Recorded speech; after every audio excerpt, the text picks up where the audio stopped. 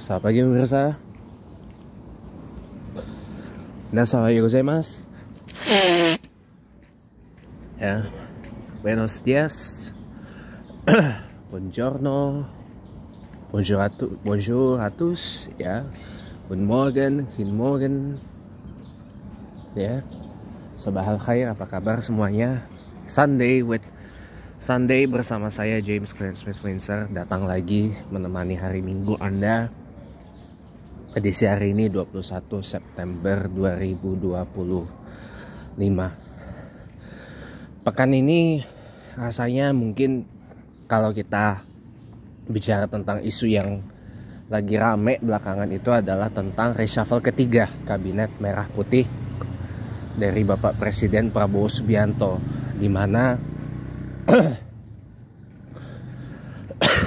ada posisi yang sebelumnya kosong diisi, ya, posisi Menko, Menteri Koordinator Bidang Politik Keamanan yang tadinya diisi Pak Budi Gunawan, diisi sekarang oleh Pak Jamari Caniago dari TNI. Lalu posisi Menteri Pemuda dan Olahraga atau Menpora yang tadinya kosong sekarang diisi oleh Pak Erick Thohir yang pindah tugas dari Kementerian BUMN. Nah, otomatis sekarang yang kosong posisinya adalah Menteri BUMN beserta kemarin itu ada wakil menterinya. Wakil Menteri Tenaga Kerja kosong diganti dengan Pak Afriansyah Nur yang tadinya merupakan Wakil Kepala Badan Penyelenggara Jaminan Produk Halal atau BPJPH yang dikepalai oleh Al-Ustadz Haikal Hasan Baras Hafizahullah. Maka posisi Wakil Kepala BPJPH itu kosong. Terus Wakil Menteri Kehutanan diberhentikan dan diganti dengan yang baru. Lalu ada posisi Kepala Staf Kepresidenan KSP yang diganti dari Pak Putranto menjadi Pak Kodari yang tadinya Wakil KSP. Nah, berarti sekarang posisi Wakil KSP kosong. Kemudian ada posisi Kepala Badan Komunikasi Kepresidenan, Badan Komunikasi Pemerintah atau BKP atau GCA, ya, Government Communications Agency, yang dikepalai oleh Wamenkomdigi Pak Anggaraka Prabowo. Adapun BKP atau GCA ini adalah transformasi dari PCO, Kantor Komunikasi Presiden, diperbaiki, disempurnakan dengan nomenklatur yang mungkin lebih punya power lah dibandingkan dengan PCO, ya, yaitu GCA, ya, Badan Komunikasi Pemerintah, Government Communications Agency bahasa Inggrisnya. Ada juga beberapa pejabat-pejabat lain, ya, yang kemarin diganti, terutama pejabat-pejabat strategis, ya, kayak Menko Polkam, Menpora, Kepala Staf Kepresidenan, kemudian Kepala BKP atau GCA, Badan Komunikasi Pemerintah. Ya, itu aja gitu. Dan masih banyak lagi yang lain. Gitu. Itu memang cukup menarik perhatian kita, ya. Apalagi kan Pak Erick Thohir hanya pindah tugas, pindah kantor dari Menteri BUMN ke Menteri Pemuda dan Olahraga. Otomatis posisi Menteri BUMN kosong. Dan posisi Wakil Kepala BPJPH dan Wakil Kepala Staf Presiden kosong. Nah, gitu. Nah, kira-kira siapa? Jadi memang ini sebuah presiden baru, ya. Bukan presiden baru, tapi memang hal biasa gitu. Ketika ada pergantian, belum diumumkan siapa yang menggantikan, jadi dijabat ad interim oleh siapa gitu. Tapi kalau untuk Menko ini baru pertama kali terjadi. Ya, untuk posisi Menko baru kedua kali terjadi malah. Gitu. Baru 2 kali terjadi. Jadi ya, posisinya baru 2 kali terjadi, ya kan? Dijabat ad interim. Ya. Pertama ketika Profesor Mahfud MD mundur dari posisi Menko kala itu Polhukam karena dicalonkan sebagai calon wakil presiden oleh PDIP dan teman-teman mendampingi Pak Ganjar Pranowo.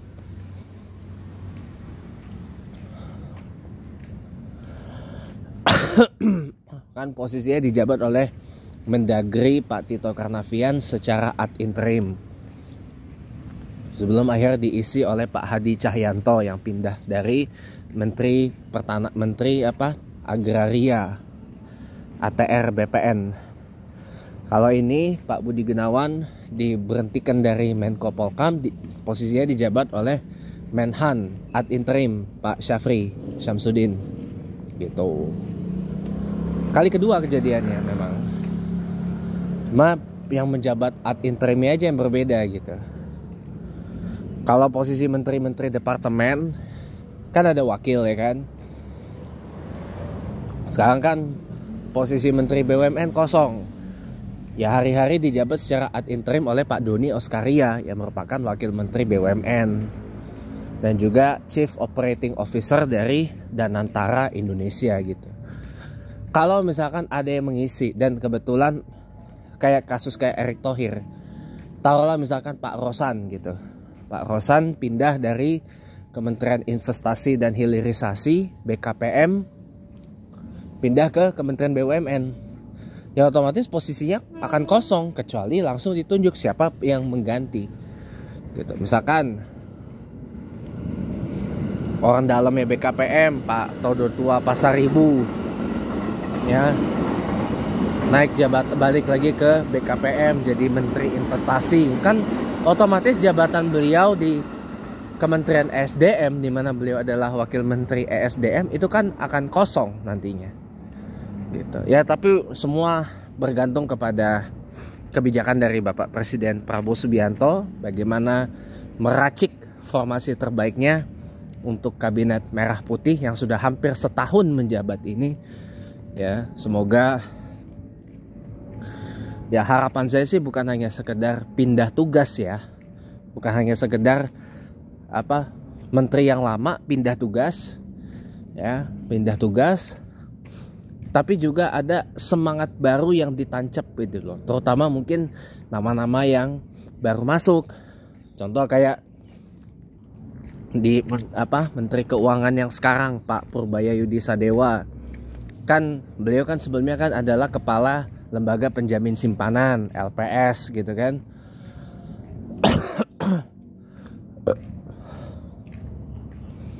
Nah, naik jabatan ke jadi Menteri Keuangan. Dan itu hasil kinerjanya sih ada gitu loh. Semangatnya ada gitu loh. Makanya kan sekarang Pak Purbaya ini kan jadi sorotan di mana-mana. Karena memang ada gitu loh satu gebrakannya gitu loh. Termasuk mengkritik program makan bergizi gratis dan akan mengalokasikan anggaran makan bergizi gratis yang tidak terserap itu untuk program yang lain. Ini bagus. Belum lagi meletakkan dana pemerintah sebesar 200 triliun rupiah ke bank-bank, ke perbankan, baik perbankan BUMN maupun perbankan swasta. Wah, pusing macam itu. Itu keren sih. Ya. Terobosannya itu loh. Walaupun mungkin orang banyak yang menyorot gaya komunikasinya beliau yang seperti itu. Nggak apa-apa, yang paling penting adalah nggak apa-apa, mau gaya komunikasi apapun nggak apa-apa buat saya. Yang paling penting adalah hasil kerjanya tuh ada gitu loh.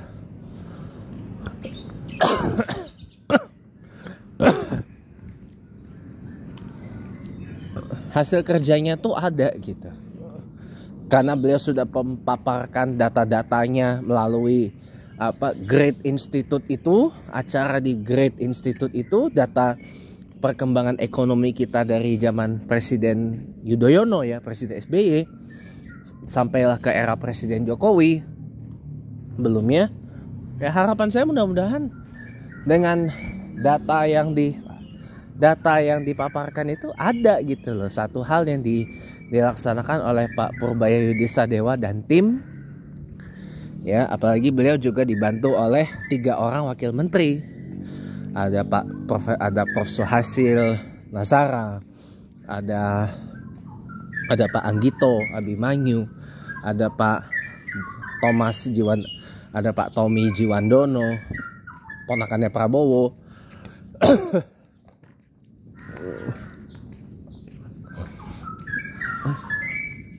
Jadi ya udah gitu loh. Harapan saya sih mudah-mudahan ya itu semoga aja ini bisa berhasil gitu lah.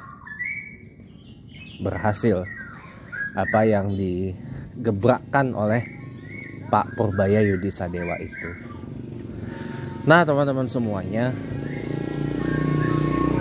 kalau saya mau bicara sesuatu yang enak ya buat minggu ini ya, rasa saya tuh saya pengen bicara itu tentang ya, kadang-kadang mohon maaf lahir batin ya, kadang-kadang ya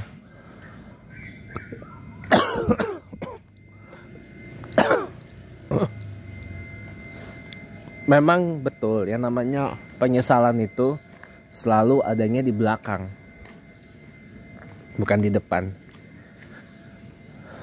Tapi maaf ya, kadang-kadang teman-teman kita ini kalau mengambil keputusan itu kadang-kadang mohon maaf lahir batin. Pertama, kadang-kadang suka mengedepankan nafsu. Yang kedua, kadang-kadang gabak gubuk. Atau yang ketiga, pelin-pelan. Bentar ya. Welcome back. Kadang-kadang kita kalau ngambil keputusan suka pelin-pelan, kadang-kadang. Selain kenapa pelin-pelan? Karena menurut ini begini, menurut Ono begono, menurut Ana begana, menurut Unu begunu gitu, dan seterusnya. Jadi bingung mana ya yang ini ya, terjebak dalam kebingungannya sendiri. Makanya saya bilang ini penting loh buat saya bagiin ya buat teman-teman ya, penting untuk kita tuh belajar kalkulasi. Nah ini kan nyambung lagi kan dengan financial quotient itu kan, tapi ini sebenarnya life quotient ya, kecerdasan hidup, life skill ya. Kalkulatif itu beda dengan yang namanya pelin-pelan. Kalau kalkulatif itu kan artinya kita memperhitungkan, menghitung itu loh, dampak dari perbuatan atau keputusan yang kita ambil untuk jangka waktu 1, 2, 3, 4, 5, x sekian gitu. Ya kan? Makanya berbeda kalau kalkulatif dengan pelin-pelan itu berbeda. Jadi kalkulatif itu artinya memperhitungkan, calculate. Ya. Di samping kita juga memikirkan dampaknya kalau aku ngambil keputusan ini apa ya gitu. Aku gitu. Nanti kita sambung lagi setelah saya sampai rumah, karena ternyata lampu belum dimatiin. Nanti kita sambung lagi deh. Dan ini nggak panjang kok insya Allah. Karena setelah ini saya mau langsung menunaikan sholat duha. back teman-teman.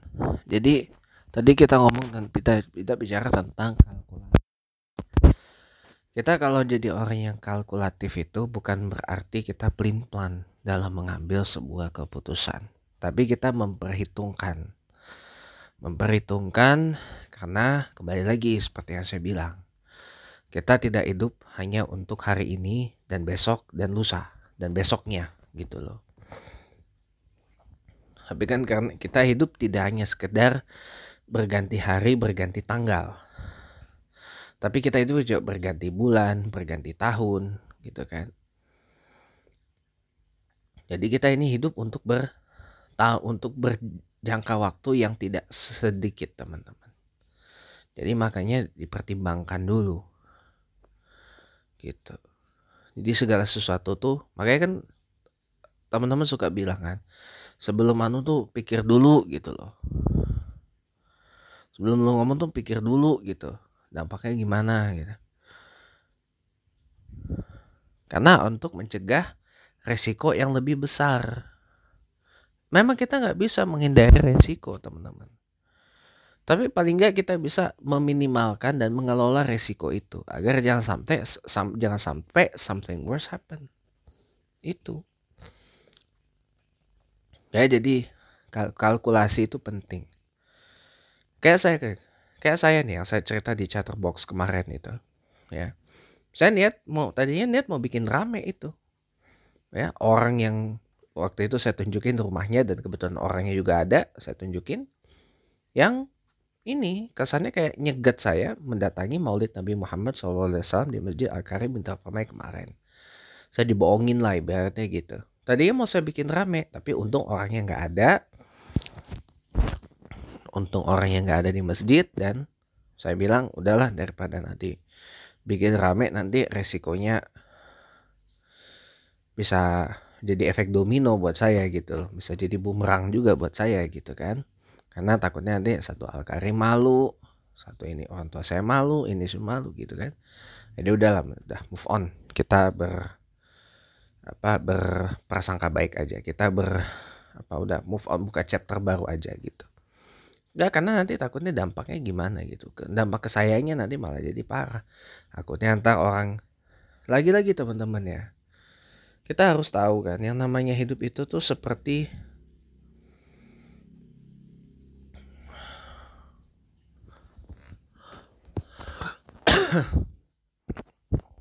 Bentar ya, saya napas dulu. Namanya hidup itu, kita pindah ke kursi dulu ya teman-teman. Namanya hidup itu teman-teman, itu seperti roda yang berputar, ya. Kita nih kalau tahu yang namanya curve ya.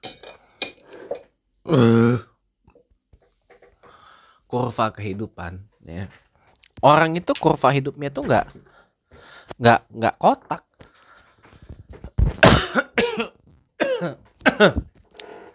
Nggak membentuk kotak gitu loh. Begitu awalnya di bawah, lama-lama naik dan bertahan di atas, bertahan nanti naik lagi gitu. Bertahan lagi naik. Ada orang yang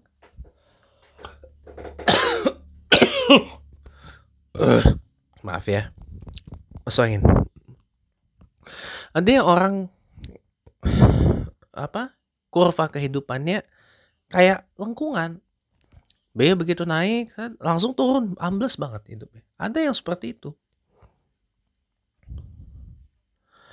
Nah, takutnya orang yang saya target itu dia kurva hidupnya seperti itu.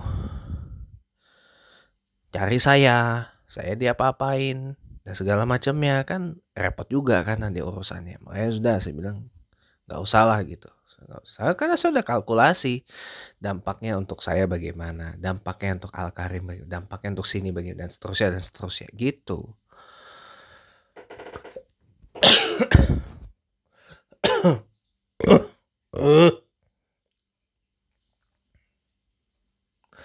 Sekalipun saya pindah ke Kuningan buat kerja ya, tapi selama KTP saya masih KTP Pesanggerahan ya pasti akan kena sini juga gitu. Kalau ada kenapa-kenapa dengan saya gitu.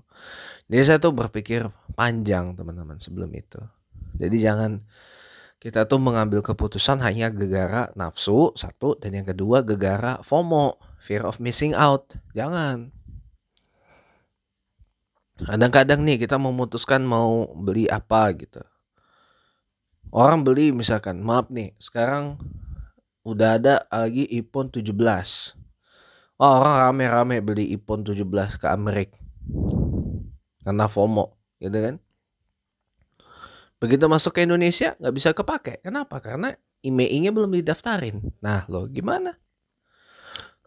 IMEI-nya belum ada di Kementerian Perindustrian RI. Gimana tuh?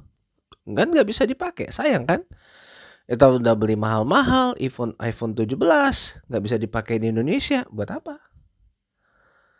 Kan kalau cuma sekedar karena FOMO doang, ngapain?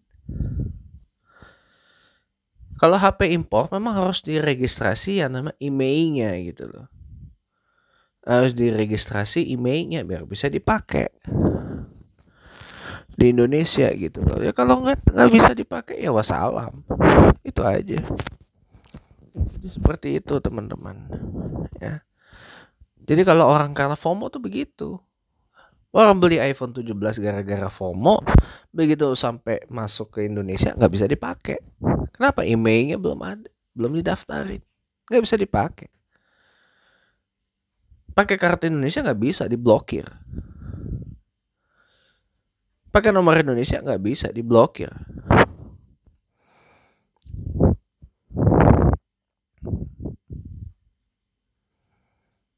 Gitu. Jadi itu sih namanya apa namanya?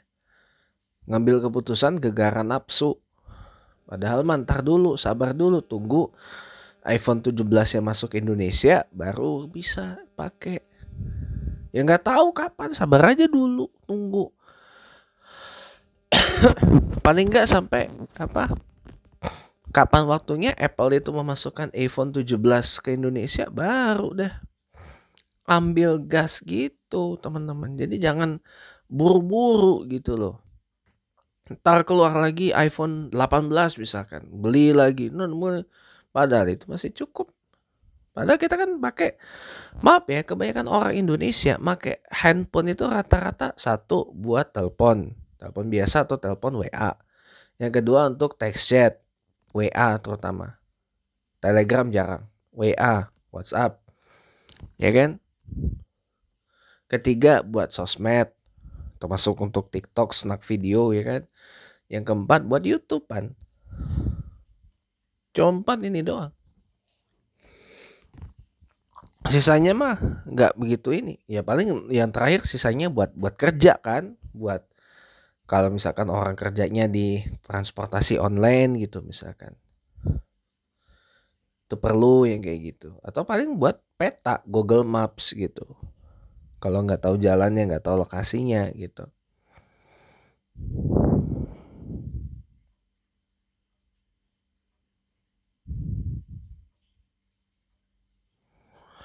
Kurang lebih seperti itu teman-teman.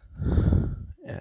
Sisanya mah orang nggak begitu perlu di Indonesia ini. Padahal HP kalau dimaksimalin ya, itu bisa kayak model kayak saya nih. Saya bisa minta ChatGPT untuk kemarin misalkan, buatkan saya esai tidak lebih dari 500 kata. Buat lamaran kerja saya ke Kedutaan Besar Australia di Jakarta dalam lamaran saya sebagai Junior Economic Analyst, atau waktu saya lamar Executive Assistant Kedubes Australia untuk ASEAN di Kedubes Australia di Jakarta gitu kan. Saya pakai Grok untuk buatkan esainya 500 kata itu. Saya pakai Grok, saya minta bantuan itu. Itu kalau dimaksimalin. Bahkan AI itu bisa menjadi buku gambar kita. Kalau kita bisa memaksimalkan itu. Contoh tren sekarang orang generate miniatur Google Gemini ya kan. Kalau kita bisa berkarya lagi, itu bisa dimaksimalin, gak cuma sekedar begitu aja. Seperti itu teman-teman. Ya, jadi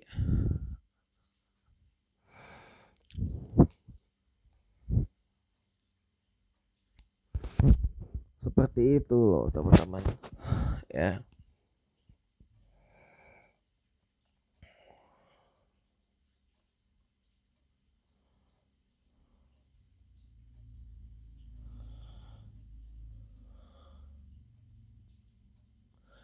Seperti itu ya.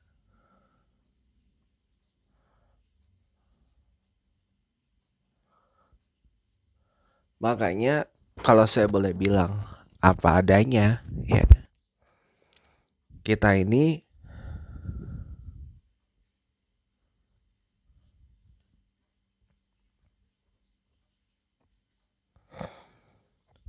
jangan apa istilahnya stuck dengan tren yang ada gitu loh. Kalau bisa tuh kita menjadi trend maker, bukan sekedar trendsetter, trend maker. Trend maker, tapi trend maker yang benar loh ya, bukan trend maker dalam hal yang tidak gitu loh. Apalagi tren yang totot wiu kayak gitu, untung di stop itu. Kalau enggak itu bahaya, bisa rugi orang. Lagi pula juga ngapain gitu loh pakai totot wiu orang plat pribadi, plat putih kok pakai totot wiu itu tanpa ada alasan yang jelas, cuma gara-gara he or she has more power, he or she has more wealth dan seterusnya gitu kan. Terus langsung harus diistimewakan di jalanan. Dia nggak bisa begitu, itu melanggar undang-undang. Undang-undang mengatakan yang diprioritaskan itu satu, presiden, wakil presiden, VVIP. Yang kedua, kendaraan-kendaraan emergency services kayak ambulans, derek, pemadam kebakaran, mobil patroli jalan raya, yang di jalan tol itu ya sirine kuning itu, ya kan?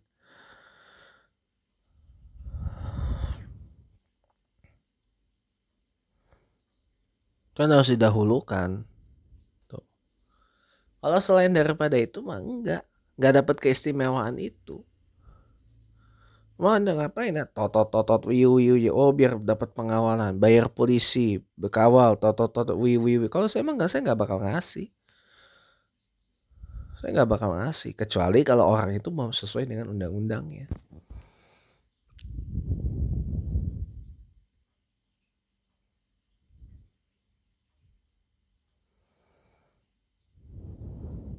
Seperti itu teman-teman. Ya. Tapi ingat teman-teman, ya kalkulasi dulu dengan kita begitu nanti dampaknya bagaimana. Kalau ternyata di dalam mobil itu ada orang dalam keadaan yang benar-benar darurat banget, ya paling nggak kita harus kasih jalan. Sekalipun dia bukan mobil darurat. Tapi kalau orangnya benar-benar dalam keadaan darurat gitu misalkan, butuh pengawalan, ya itu kasihlah gitu. Takutnya ntar kenapa-kenapa di kita gitu ya kan.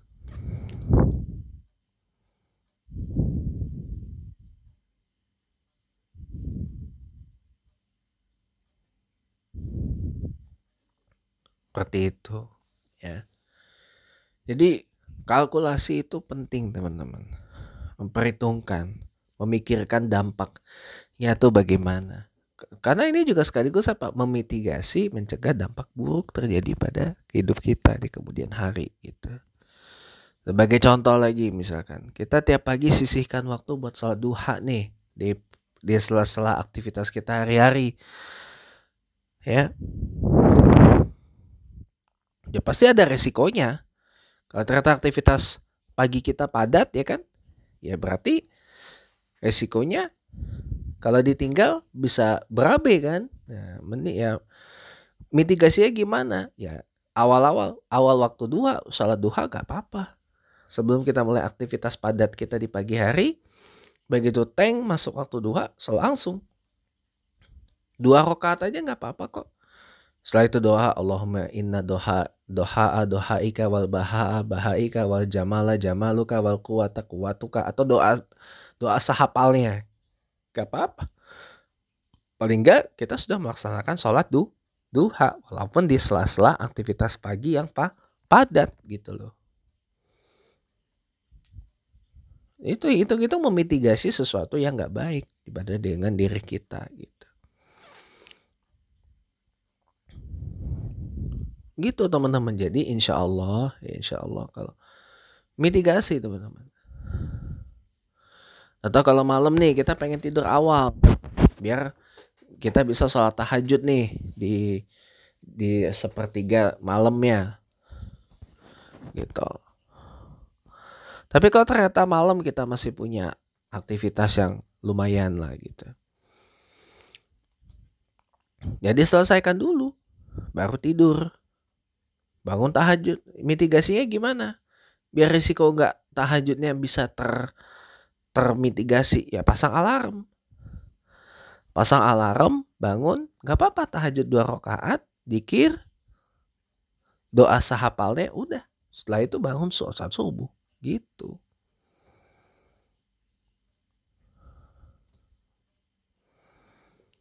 Atau di sela-sela aktivitas kita nih padat nih, udah masuk waktu sholat fardu 5 waktu, kita nggak bisa tinggal gitu kan. Ya cari waktu yang longgaran. Aktivitasnya lagi padat nih, cari waktu yang agak longgaran atau pinter-pinter curi-curi waktu biar bisa sholat 5 waktu gitu. Selesai sholat, zikir, doa sedapatnya, sahapalnya, udah gitu. Daripada salah satu dikorbanin.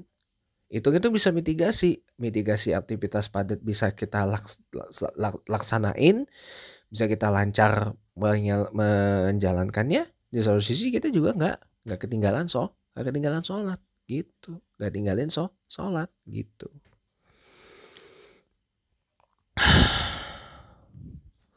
Seperti itu teman-teman. Allah itu maha tahu kok. Allah itu maha tahu, maha mengerti kok. Termasuk kalau misalkan nih aktivitasnya padat banget, dijamak nggak apa-apa. Walaupun itu belum masuk uzur, tapi nggak apa-apa. Ada uzur kedaruratan di situ. Takutnya ntar aktivitasnya ini padat banget nih, nggak bisa ditinggal, nggak bisa diwakilin, nggak bisa diapa gitu kan. Udah jamak aja nggak apa-apa gitu. Dijamak aja nggak apa-apa. Yang paling penting kita udah menunaikan sholat. Sholatnya udah kita tunaikan dengan cara dijamak, digabungin. Pada waktu zuhur, asar, maghrib, isya dijamak karena aktivitas padat. Nggak apa-apa kok. Nggak apa-apa, santai aja gitu loh. Allah itu maha tahu kok teman-teman. Tapi begitu waktunya longgar, sholatlah seperti biasa gitu. Jadi harus mengkalkulasi juga gitu. Kalkulasi bukan berarti kita mengkadar gitu ya, enggak lah. Atau menakar gitu, enggak lah. Ini nggak boleh ditakar gitu. Allah aja ngabulin doa kita itu nggak pernah ditakar-takar. Kalaupun ditakar itu pun disesuaikan dengan apa yang kita butuhkan. Gitu. Bukan disesuaikan dengan apa yang kita inginkan. Jadi ya sabar aja. Ya, mungkin terakhir dari saya, itulah dia teman-teman. Ini tuh namanya belajar hidup itu bukan hanya sekedar belajar skills tentang kemandirian kayak bisa sendiri apa segala, enggak teman-teman. Itu bisa dilatih teman-teman. Tapi kalau belajar untuk menjadi orang yang arif, yang bijaksana, yang kalkulatif, belajar untuk menjadi orang yang punya kecerdasan finansial, orang yang punya kecerdasan emosional, spiritual, ya, itu semua perlu proses teman-teman. Orang punya kecerdasan intelektual itu perlu proses panjang teman-teman. Itu butuh pelatihan yang panjang banget. Itu memang nggak diajarin di sekolah, tapi itu adalah sebuah pelatihan hidup yang panjang banget prosesnya. Dan saya harap makin tua kita makin bijak gitu loh. Bukan makin tua kita makin kayak budak-budak atau anak-anak gitu. Ya. Demikian teman-teman, sampai ketemu lagi di minggu pekan depan insyaallah tanggal 30 September 2025 di tayangan yang sama. Selamat hari Minggu dan sampai jumpa.